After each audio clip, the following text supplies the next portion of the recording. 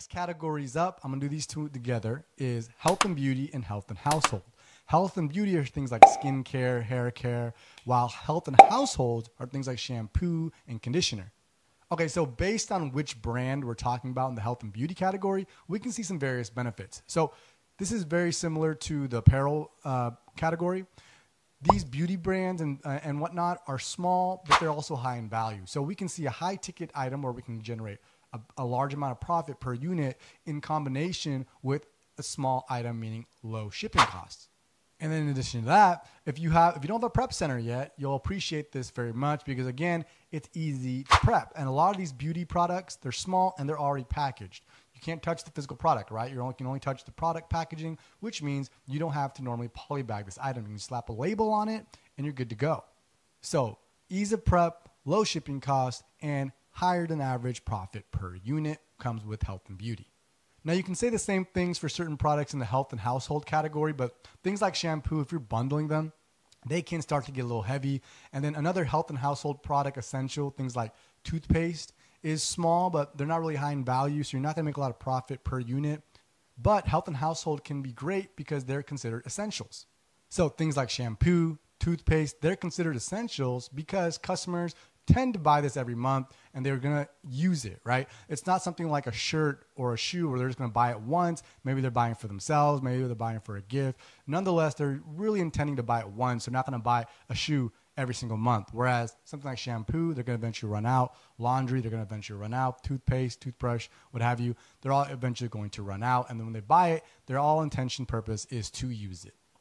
And just on that same token, I see that there's some beauty brands that are considered essential to some customers. This really depends on the brand, right? As I was saying earlier, a lot of women customers tend to buy the same skin routine products.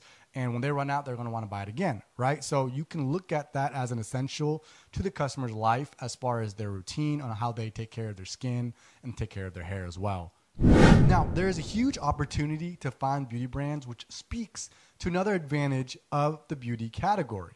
There's such a wide variety of different beauty brands that it's surprising to me that every day I find a new brand. But it's not that surprising because in actuality, that respective brand probably has thousands, if not hundreds, of audience and customers within that niche that I just wasn't familiar with it because I'm just not versed in the beauty category. The point being, there's a huge opportunity and it's very prevalent to find beauty products that are high value, low return rate, and you can sell these items for large profit per unit because of their high ticket price. So just get out and look around, source heavy, and you will find these beauty brands that are kind of low key to you and other people, but they all have huge followings that can lead to big sales, low key sales, and just giving you that competitive edge that other people don't have because they haven't found these beauty brands yet. Okay, so moving on to the disadvantages of these categories. So what I didn't know before jumping into this category of the health and beauty and health and household is that there's actually an abundance of counterfeits. Yes, so coming from the sneaker reselling community, I'm well aware that there's a bunch of different counterfeits and inauthentic sneakers. However, I found out the hard way that there are counterfeits in the beauty category. What you guys need to know is that Amazon has a program with a lot of beauty brands. It's called their transparency program. So what it is the brand gives only the authorized distributors or retailers a label, a transparency label that's unique to them. So when Amazon receives your inventory, they're going to check to see if you have those transparency labels on your items. And if you do not, right there, they're going to flag that it's inauthentic, and they're going to give you a flag on your account. So it doesn't even take a customer to make this complaint. As soon as they find a unit that has no transparency label, they know right from the jump that you are selling counterfeit because the legitimate units all have transparency labels from the brand. So the worst part about getting these transparency label counterfeit violations is it's really hard to win that battle. No matter how many times you submit your invoices and whatnot or try to state your claim, you're not going to win that battle against Amazon support. So once you got one, it's kind of going to be on your record, or you can try to see if you can, if you have the forgiveness option, try to see if you can get that off your account health. But the main point of this is if you're buying from, let's say, Walmart.com, make sure it's not from a third-party seller. Make sure it says sold and shipped by Walmart, because if it's sold by a third-party seller Amazon's going to ask you to have that third-party seller provide you legitimate invoices, and you better hope that they bought from the brand themselves or from an authorized retailers, and most likely they did not. A lot of these third-party sellers on Walmart.com are selling counterfeits, and a lot of times if you try to buy it and then you try to contact them, they're either A, not going to contact you, B, give you a fake invoice, C, they're already kicked off the Walmart platform because they got so many counterfeit complaints. So this also goes for eBay, like I mentioned earlier. Don't buy beauty products, from eBay, especially if the price is too good to be true, because more than likely it is counterfeit.